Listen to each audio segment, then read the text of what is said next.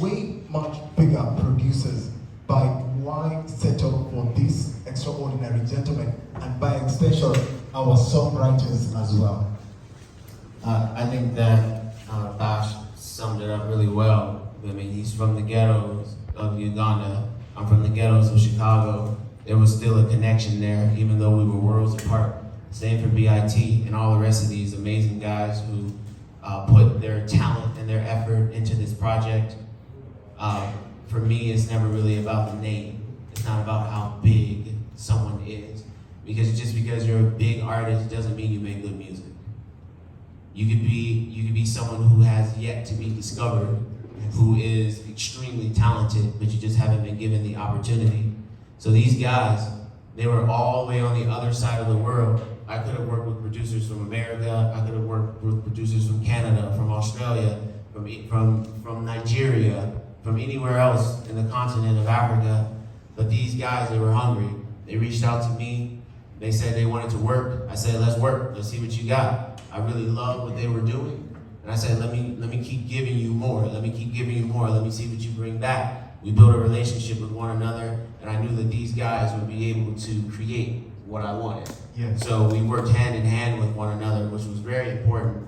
There were a lot of times I know these guys were annoyed with me. I know there were a lot of times they wished that I would stop telling them to remake things or tweak this and do that. Yes. But that's the type of situation that you have to be in to achieve greatness. Greatness isn't achieved by just taking something, doing it one time and thinking it's good enough. It's about always trying to figure out how to redo it.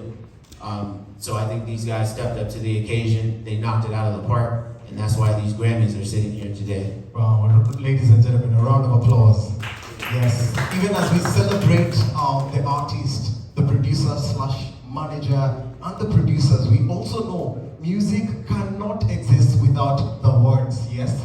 And these words were painted by this gentleman right here. I'm going to start off with the rules. Tell us what this experience means for you. Can we have them at least stand around us? Let's have the whole team. Because these guys' contribution, oh my God. I couldn't have done it without them, so can we please give them a round of applause?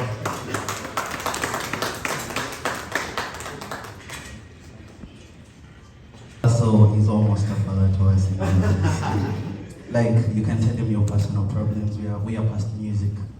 You can't achieve this when it's just stripped up business. There has to be a connection, and that's the connection we have. Thank you very much.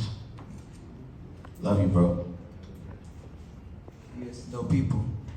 It's your boy Ghost, El Nino. And I'm so humbled to be here. I just want to appreciate Matt, my brothers here, Madam Angela, BIT, Rose, Ziggy, and Taled for making this happen. We're just proud as Uganda, and we're so happy that we're making history. We brought these accolades here for the first time. So let's just celebrate this. We're so happy to be here. Yeah, my name is Ziggy, aka Dwamanya, and I come from Western Uganda, from the ghettos, really very far. Matt B spotted me through a state who was a producer of Educators 2 years back. And we've been working together as brothers for long. We have come to this achievement. I contributed to songs on this album.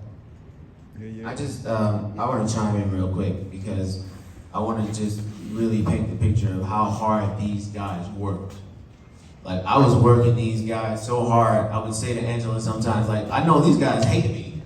Like, I know they do because, for instance, with myself, Rules, and Ghost, we rewrote a song 9 times before we felt that it was close enough to be on the album. We rewrote it 9 times. We go back and forth via text message. When they're sleeping, I'm awake, writing and tweaking and doing things like that. When I'm asleep, they're writing, they're sending me new demos, they're doing those types of things.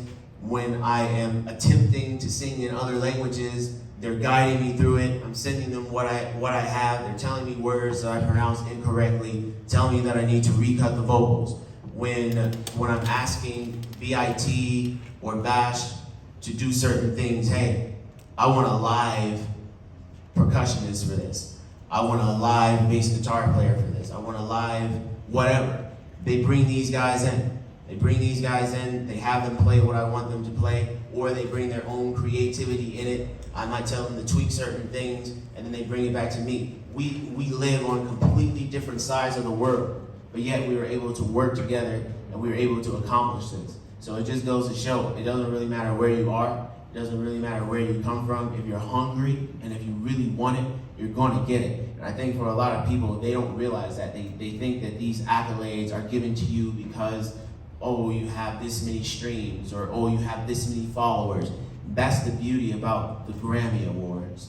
The Grammy Awards is a peer-reviewed award, meaning that people who are in the music industry are judging whether or not your music is good enough to have something like this. These aren't just random people who are walking down the street who just so happen to find your song on Spotify or on YouTube. These are business professionals who are trained in the craft and trained in the art of music, and they are the ones who are judging this. So this is a testament to how good these guys are musically, and how they were able to take the creativity that myself and Angela were putting on them. They were able to bring it back to us and bring it to the next level. And once again, that's why we were able to have this. So I just wanted to paint that picture, because a lot of people think that this was an easy journey. I met these guys 3 years ago. And these guys worked tirelessly trying to figure this out. We're pushing, we're creating. We're not giving up. These guys are getting frustrated with me. I'm getting frustrated with them. And above all of that, they got paid. So it wasn't a situation where I was asking them to do this work and I wasn't giving them anything in return. These guys got paid. They were able to do things that helped to improve their lives. Because I, as an artist, wanted to be fair. And I think that that's so important in this music industry. You have to be fair. You have to treat people the right way. Because when you do, these are the types of outcomes that you get. So just a round of applause for these guys once again. Over to you, Angela. During your speech at the Grammys, you spoke about independent artists and what this means for them. For purposes of putting it in the Ugandan context, what does this mean for independent artists, independent writers, producers who are watching right now?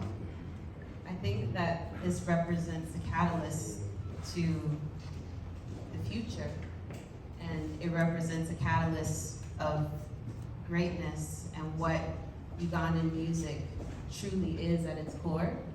I think that in America we have a skewed view of what African music truly is and what that looks like, what it sounds like, where it's from. And we tend, on the West, we tend to think that it's just Nigeria or it's just South Africa. And one of the beautiful things that Matt and I learned during this 5 or 6 year journey now of really diving deep into African culture and learning more about where we come from and our roots is African culture exists all throughout the continent, and we are completely blind to a lot of that in the US. So the purpose of this project was to really highlight that. And I think that for Matt and I, we were, to echo his sentiment, we really wanted to involve artists, producers, songwriters that were not represented in the industry, songwriters and producers that felt unheard or unseen, but were really dope and can create amazing music. And for us, it was never about the names, it was never about the streams or the accolades.